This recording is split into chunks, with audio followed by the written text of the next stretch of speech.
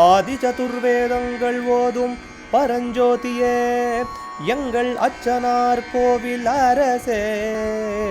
நம்புவோர்க்கு உபகாரி என்பதில் இவரன்றியில் நாட்டில் ஓர் தெய்வம் யார்கான். ஆதி சதுர்வேதங்கள் ஓதும் பரஞ்சோதியே எங்கள் அச்சனார் கோவில் அரசே.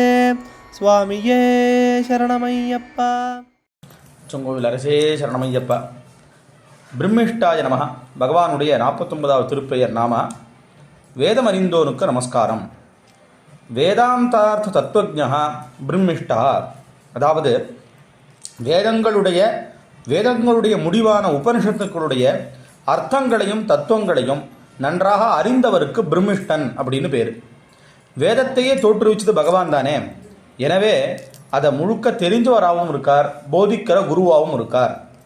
இதற்கு வேதமே சொல்கிறது யோபை வேதாம்ச பிரகிணோய் தஸ்மை அப்படின்னு. அதாவது ஆரம்பத்தில் இப்போது இந்த கல்பங்கள்லாம் முடிஞ்சு யுகங்கள்லாம் ஆகி பிரளயமெல்லாம் ஆனதுக்கப்புறம் நித்திய பிரளயம் நைமித்திக பிரளயம்லாம் உண்டு. இந்த மகா பிரளயம்லாம் ஆனதுக்கப்புறம் திருப்பி மறுபடியும் உலக சிருஷ்டி பண்ணுவார். அப்படி சிருஷ்டி பண்ணும்போது பிரம்மாவுக்கு இதை எப்படி சிருஷ்டி பண்ணணும் அப்படிங்கிறதையும் சொல்லி கொடுத்து வேதங்களையும் இவரே கற்றுக் கொடுத்து அதுக்கப்புறம் அவரை வச்சு எல்லாத்தையும் பண்ணுவார்னு இருக்கிற காரணத்தினால வேதம் இவருடைய மூச்சுக்காத்தாகவும் சொல்லப்படுறது, இவரே கொடுப்பதாகவும் சொல்கிறதா இருக்கிறனால அந்த எல்லா தத்துவத்தையும் அறிஞ்சவர். அதனால் பகவானே வேதஸ்வரூபி.